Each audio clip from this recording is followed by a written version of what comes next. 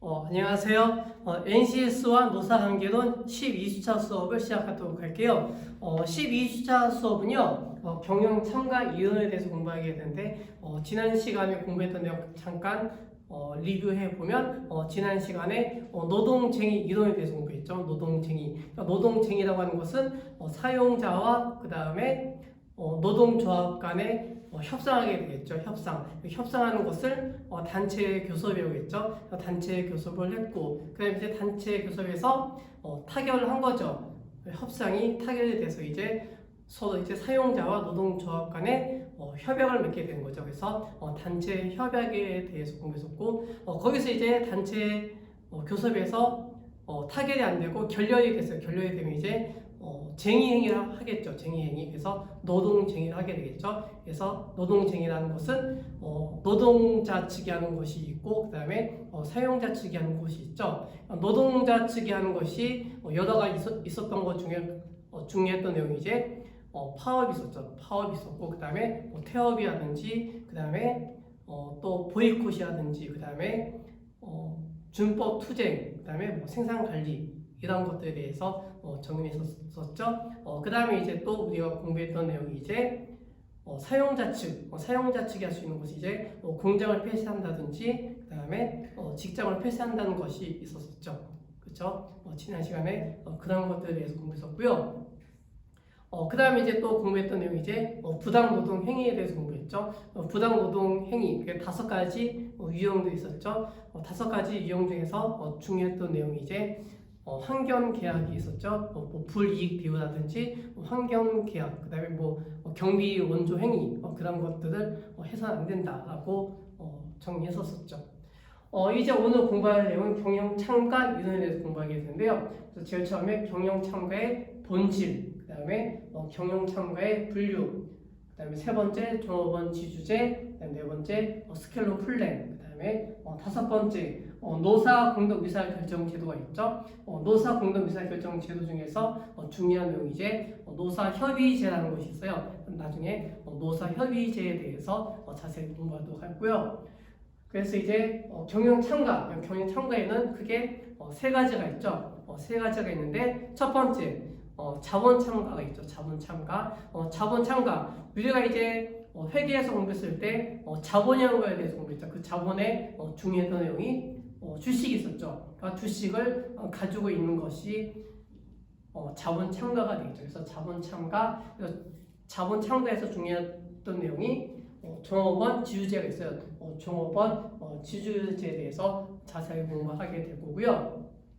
그다음에 두 번째는 이제 이익 참가가 있죠. 이익 참가 중에서는 이제 이익 분배 제도가 중요해요. 이익 분배 제도가 중요한데 그 중에서도 스켈론 플랜, 그래서 스켈론 플랜에 대해서 자세하게 공부할 거고요. 그다음에 이제 세 번째는 관리 참가가 있어요. 관리 참가. 그래서 관리 참가 관련 있는 것이 이제 노사 공동 의사 결정 제도라는 것이 있죠. 노사 공동 의사 결정 제도 같은 경우에는 독일에서 이게 있었죠. 독일에 있었고, 이제 거기서 이제 발전한 것이 이제 노사 협의제가 있죠. 노사 협의제에 대해서 자세하게 공부하도록 할게요. 그럼 이제 프린터 다 준비되셨죠? 그럼 이제 프린터에 있는 내용을 하나씩 정리해 나가도록 할게요. 제일 처음에 이제 경영 참가의 본질을 보도록 할게요. 경영 참가의 본질. 그 경영 참가의 본질을 보시면 첫 번째 의의가 나오죠. 그래서 의의를 정리할게요. 의의를 보시면 근로자와 노동조합이 기업 경영에 참가해서 의사결정을 하는 것. 여기서 이제 중요한 내용이 이제 경영에 참가해서 의사결정하는 것이 중요한 내용이 되겠죠. 의사결정에다가 체크해 두세요. 의사결정. 이거 중요한 포인트가 되겠죠. 그럼 이제 두 번째 보세요. 그러면 의사결정 참여하는 것이 있죠. 의사결정 참여는 권리 참여가 있죠. 권리 참여. 그다음에 두 번째는 자원 참여. 그다음에 세 번째는 이익 분배 참여.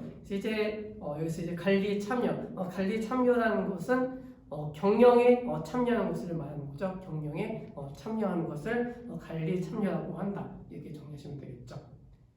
그럼 이제 외국의 경영 참가에 대해서 정리할 건데요.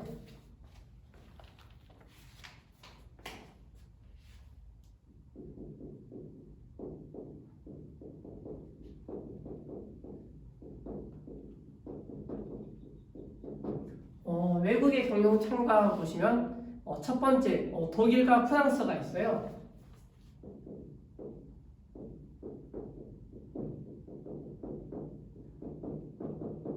독일과 프랑스 같은 경우에는 입법을 해놓은 거죠. 경영 참가를 입법, 그러니까 법으로 정해놨다는 얘기가 되겠죠. 입법되어 있다. 그래서 독일과 프랑스는 법으로 정해져 있는 경우가 되겠죠.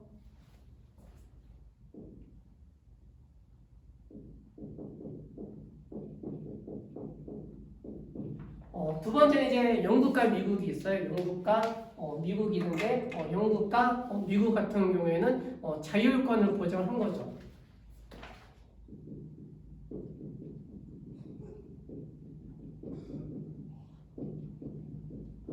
자율권 보장. 그 다음에 세 번째, 일본이 있어요.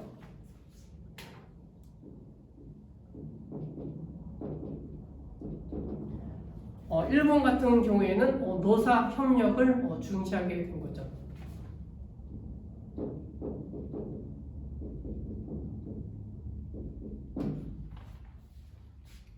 그 다음에 이제 네 번째, 우리나라가 있겠죠.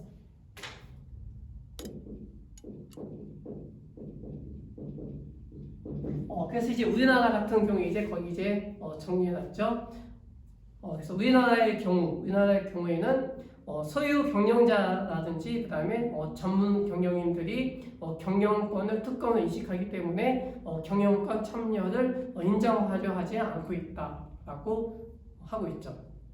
그래서 우리나라 경우는 소유 경영자라든지 전문 경영인들이 경영권을 특권을 인식하기 때문에 노동자들의 경영권 참여를 인정하지 않으려고 한다, 이렇게 정리하시면 되겠죠. 그 다음에 이제 나오는 내용이 이제 경영 참가의 특징이 나오죠. 경영 참가의 특징을 보시면 근로자가 경영에 참가하는 의사 결정을 의미하는 거죠. 근로자가 경영에 참가하는 의사 결정. 그래서 여기에 이제 아까 경영 참가에 분류해서 세 가지가 있죠. 첫 번째 자본 참가가 있죠. 자본 참가에서는 이제 종업원 지주제가 있죠. 종업원 지주제. 그 다음에 두 번째 이익 참가가 있죠. 이익 참가는 이윤 분배제가 있죠. 이윤 분배제. 이윤 분배제 중에서도 나중에 스케일업 플랜에 대해서 자세하게 공부하도록 할 거고요. 그 다음에 세 번째 관리 참가가 나오죠. 관리 참가는요, 경영 전략 참가, 그 다음에 경영 정책에 참여, 그 다음에 인사권 참여, 이런 것을 하는 거죠. 이런 것이 경영 참가의 특징이다, 이렇게 정리하시면 되겠죠. 그래서 경영 참가에는 다시 정리하면 첫 번째 자본 참가가 있죠. 자본 참가. 두 번째는 이익 참가가 있죠. 이익 참가. 그다음에 세 번째는 관리 참가. 이렇게 세 가지가 있다, 이렇게 정리하시면 되겠죠. 그래서 이제 나중에 하나씩 정리해 나가도록 할게요. 정리되셨죠? 그럼 이제 두 번째 경영 참가의 필요성이 나오죠. 경영 참가의 필요성 보시면 경영 참가 제도 실시의 목적이 나와요. 실시의 목적을 보시면 세 가지가 나오는데 첫 번째 노사 간의 상호 신뢰와 협조가 필요하겠죠. 그 다음에 두 번째 사회적 생활 수준의 향상. 그 다음에 세 번째는 인간성 존중. 그 다음에 인간성 회복이 있다. 그래서 첫 번째 노사 간의 상호 신뢰와 협조가 나오죠. 이것은 애사 정신을 촉진하는 데 있다. 그 다음에 두 번째 사회적 생활 수준의 향상이 나오죠. 여기에서는 이제 종업원, 그러니까 근로자들의 상호 간의 협조로 인해서 생산성을 증대시킬 수가 있다. 이게 정리할 수가 있겠죠. 또 두 번째 정리할게요. 가로 2번에 보시면 이제 사회적 생활 수준의 향상이 나오는데 이것은 이제 경영 참가 제도. 경영 참가 제도는 주식을 통해서 경영에 참가하게 되겠죠. 주식 참여.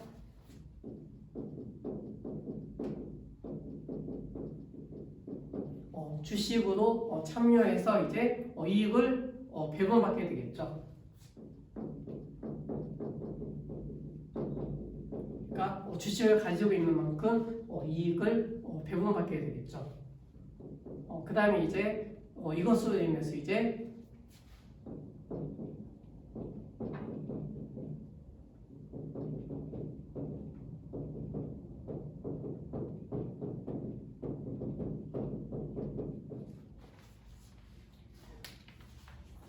그 칠판글씨 잘 보이는지 모르겠어서 나중에 쉬는 시간에 바꿔볼게요. 그래서 주식을 참여해서 이제 이익 배분을 하고 이제 근로자의 생활 수준을 향상시킨다. 이것이 두 번째 중요한 내용이 되겠죠. 이것이 경영 참가의 필요성이다.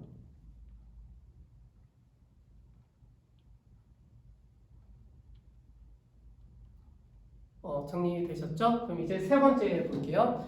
세 번째 보시면 이제 인간성 존중과 그다음에 인간성 회복이 나오죠. 이거는 기계에 의한 인간성 소외를 최소화시켜야 된다. 그래서 종업원들의 사기를 높여야 된다. 이것이 경영 참가의 필요성이 되겠죠. 그래서 세 번째 같은 경우에는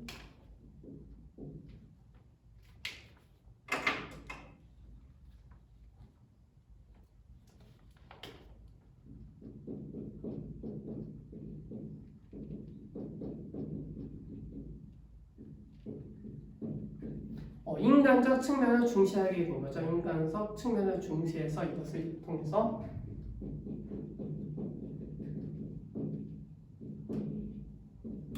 인간성 회복을 중시하게 되는 거죠.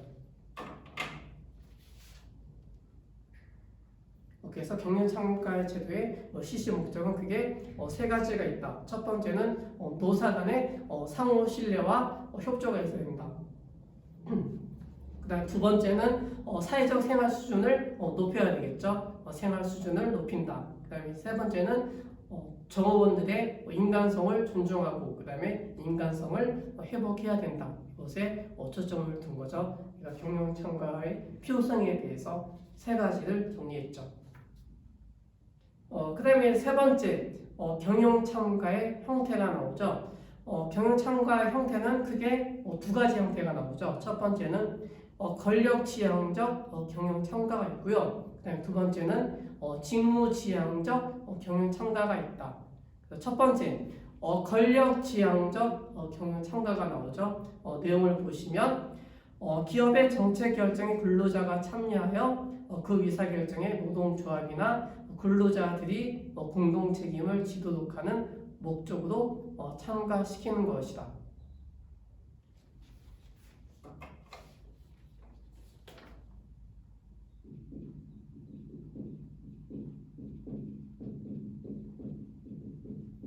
그래서 이제 권리지향적 같은 경우에는요, 독일을 예를 들 수가 있어요. 독일을 예를 들 수가 있고, 나중에 공동 결정법이 있어요.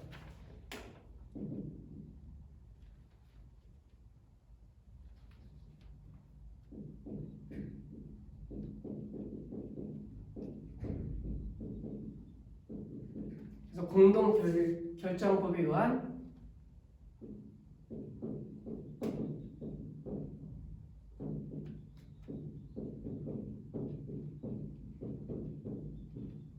근로자 중력제를 둔 거죠.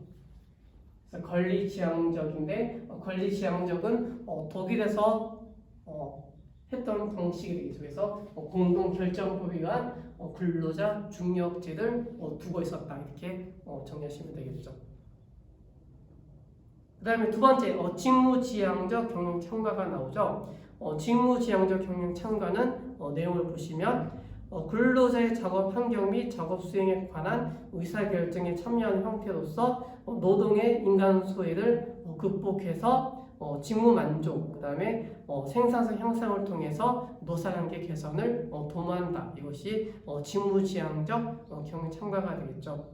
그래서 두 번째 직무지향적 경영 참가 같은 경우에는 영국에서 채택했던 방법이 되겠죠.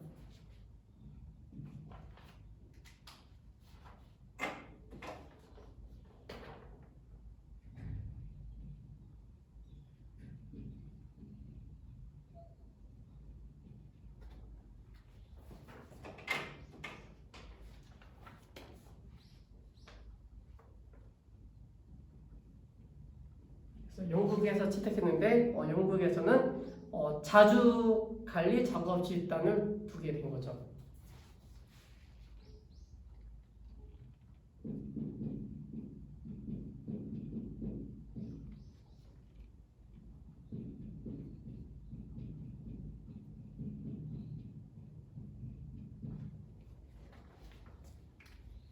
이렇게 두 개를 메모해 두세요.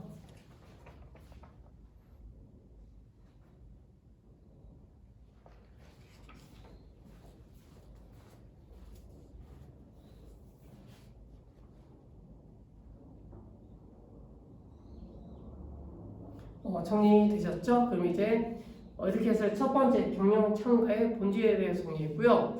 그 다음에 두 번째 경영 참가의 분류가 나오죠. 그래서 경영 참가의 분류 아까 세 가지가 있다고 했죠. 세 가지. 첫 번째는 자본 참가, 두 번째는 이익 참가, 그다음에 세 번째는 관리 참가가 있다. 이게 세 가지가 있는 거죠. 그래서 하나씩 체크해 두세요. 자본 참가.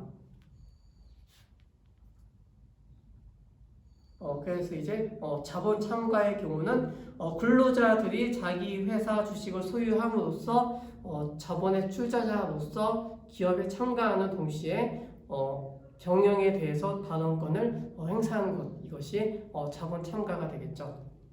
그래서 자본 참가에는 두 가지가 있죠. 첫 번째는 종업원 지주제, 그다음 두 번째는 노동 주제가 있다. 두 가지에 대해서 정리하도록 할게요. 그 다음에 두 번째 이익 참가가 나오죠. 이익 참가. 이익 참가는요, 기업의 생산성 향상에 근로자 내지 노동조합을 적극적으로 참여시켜 그들의 협력으로 얻어진 경영 성과인 이윤의 일부를 임금 외에 다른 형태로 배분하는 형식이다. 이것이 이익 참가가 되겠죠. 그래서 이익 참가에서는 스켈론 플랜이 중요한 형이 되겠죠. 스켈론 플랜. 그래서 스켈론 플랜은 이익 분배의 제도이다. 그 다음에 성과 분배제이다. 이렇게 정리하시면 되겠죠. 그 다음에 세 번째 협의의 경영 참가가 나오죠. 협의라고 하는 것은 좁은 의미가 되죠. 좁은 의미에서의 경영 참가가 나오는데 이것이 관리 참가이다. 그래서 관리 참가에 대한 내용을 보시면요, 근로자 또는 노동조합이 경영 결정권을 갖고 있는지 여부에 따라 구분한다. 두 가지가 있죠. 첫 번째는 노사공동 결정제, 그 다음에 노사협의제가 있다. 이렇게 정리해 두시면 되겠죠. 그래서 경영 참가에서 자원 참가에서 중요한 내용은 종업원 지주제이다. 종업원 지주제 체크해 두시고요. 그 다음에 두 번째 이익 참가. 이익 참가는 스켈론 플랜이 중요한 내용이 되겠죠. 그래서 스켈론 플랜에다가 체크해 두시고요. 그 다음에 세 번째 관리 참가가 나오죠. 관리 참가는 노사협의제가 있죠. 노사협의제에다가 체크해 두세요.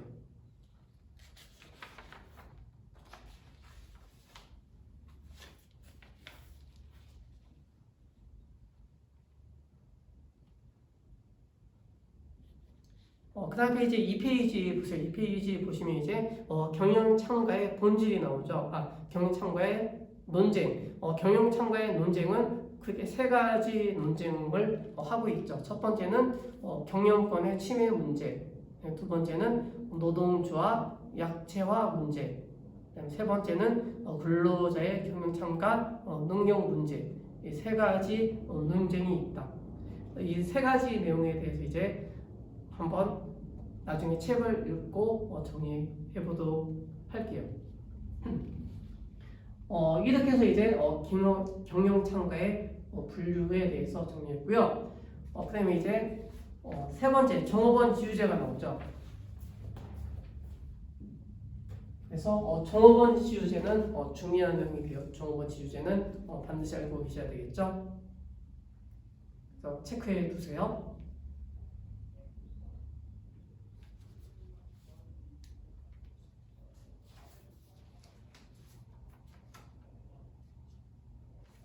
그럼 이제 첫 번째 개념이 나오죠. 개념 보시면 기업이 자사 종업원에게 특별한 조건과 방법으로 자사 주식을 분야 내지는 소유하게 하는 제도, 이것이 종업원 지주제가 되겠죠. 그러니까 종업원 지주제의 포인트는 종업원들로 하여금 주식을 보유하도록 하는 것, 이것이 종업원 지주제가 되겠죠. 그럼 이제 종업원 지주제의 중요성이 나오죠. 종업원 지주제가 왜 중요한지. 그래서 보시면 노사 관리 측면에서 중요하겠죠. 노사 관리적 측면에서 중요하고, 그 다음에 두 번째는 재무 관리적 측면에서 중요하다. 그래서 첫 번째 노사 관리적 측면에서 보면 네 가지가 나오죠. 첫 번째는 노사 협조와 주인 의식을 갖게 할 수 있다. 그 다음에 두 번째는 종업원들의 생산성을 높일 수가 있다. 생산성 향상. 세 번째는 종업원의 재산 형성, 그러니까 재산을 형성할 수가 있겠죠. 그러니까 주식을 보유하면서 재산을 형성할 수 있다. 그 다음에 이제 네 번째 측면은 종업원들의 이직을 방지할 수 있다. 그러니까 이직 방지, 다른 회사로 옮기는 것을 방지할 수 있다. 이렇게 정리할 수가 있겠죠. 그 다음에 두 번째 재무관리적 측면이 나오죠. 재무관리적 측면에서 보시면 첫 번째 자본 조달의 수단이 되겠죠. 자본 조달의 수단. 두 번째는 주가의 안정. 주가가 안정되어 있어야 되겠죠. 이게 많이 떨어지면은 그만큼 이제 이익을 못 보게 되니까 주식 갖고 있으면 주식이 올라가면 좋겠죠. 그러니까 올라가거나 거의 현상 유지하거나 이래야지 주가가 안정되어 있다고 볼 수가 있겠죠. 그 다음에 세 번째 기업의 안정성을 도모할 수 있다. 그 다음에 네 번째는 기업 지배 방지 측면에서 중요하다. 이렇게 정할 수가 있겠죠. 그럼 이제 세 번째 종업원 지주제의 형태가 나오죠. 종업원 지주제에는 세 가지 형태를 가지게 되는데 첫 번째 임의주식 구입제가 있죠. 임의주식 구입제. 그다음 두 번째 저축 장려제. 그다음 세 번째 이윤 분배제가 있죠. 첫 번째 임의주식 구입제를 보시면요, 종업원이 자기 자금에 의해서 주식을 구입하도록 하는 것이다. 이것이 임의주식 구입제가 되겠죠. 그럼 이제 이 임의주식 구입제를 함으로써 장점과 단점이 있겠죠. 장점과 단점이 밑에 표에 나와 있죠. 그래서 표도 정리해 보도록 할게요. 임의주식 구입제의 장점을 보시면 첫 번째 운영비를 절감할 수가 있겠죠. 운영비 절감. 두 번째는 자금 사정에 따라 매입 한도를 임의적으로 조정할 수 있다라는 장점을 가지게 되겠죠. 반면에 단점은요, 종업원의 자금 한계로에서 실제 이익이 미지수다. 두 번째는 종업원은 출자자 자력으로만 인정하고 있다. 이렇게 정할 수가 있겠죠.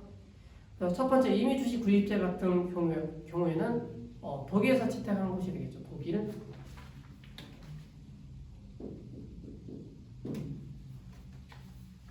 그래서 임의주식 구입제 옆에다가 독일이라고 체크해 두세요.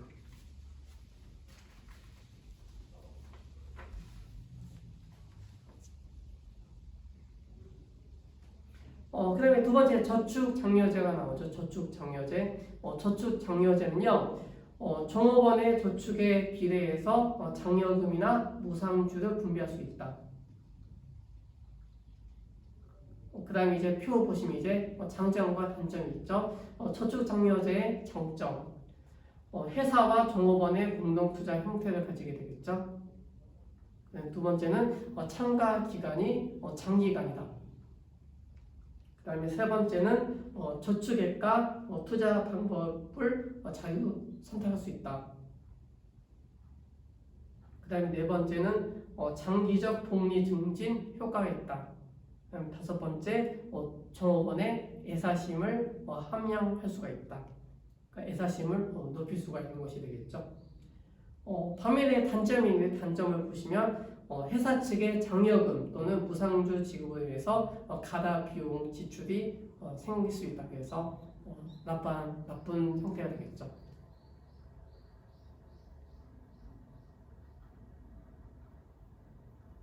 그다음에 세 번째 이윤 분배제가 나오죠. 이윤 분배제는요.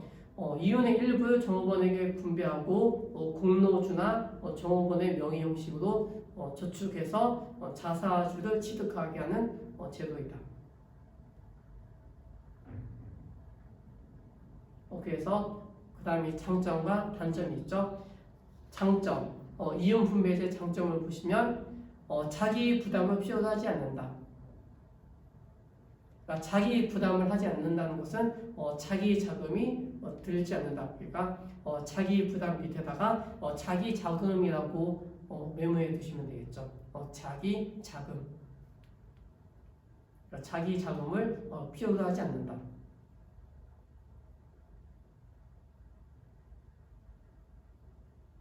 그 다음에 두 번째, 진정한 애사심을 증폭시킬 수가 있다. 진정한 애사심을 증폭시킬 수 있다. 그 다음에 세 번째는 장기간 적립할 수 있다. 그리고 퇴직금의 대체 효과가 있다. 반면에 단점은 기업 이익을 분배하기 때문에 수익력의 안정성을 요구할 수 있다. 그 다음에 두 번째 단점은 종업원에게 가세 문제가 발생할 수 있다. 그러니까 종업원들이 세금을 낼 수 있다라고 볼 수가 있겠죠.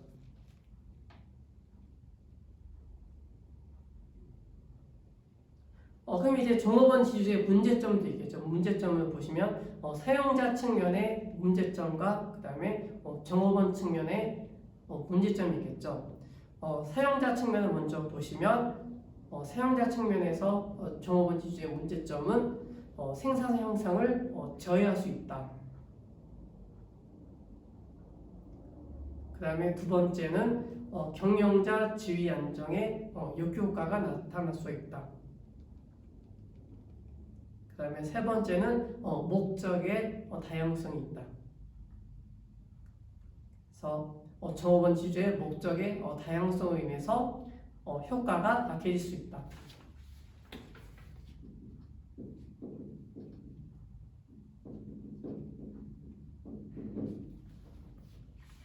효과가 약화될 수가 있겠죠.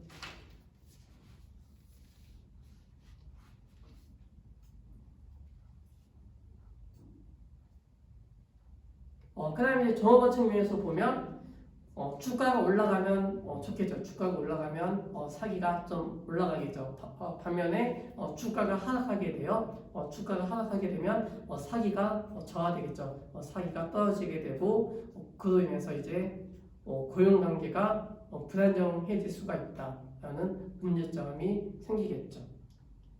그 다음에 두 번째는 노동조합의 회유 내지는 분열 등으로 위험할 수가 있다라는 문제점을 가질 수가 있겠죠. 그래서 종업원 지주제의 중요성, 그 다음에 종업원 지주제의 문제점 이런 것을 잘 정리해 두시고 그 다음에 종업원 지주제는 어떠한 형태가 있는지 이렇게 정리하시면 되겠죠. 그래서 여기까지 하고 잠깐 쉬었다가 이제 스켈론 플랜, 그 다음에 노사공동 의사결정 제도에 대해서 정리하도록 할게요.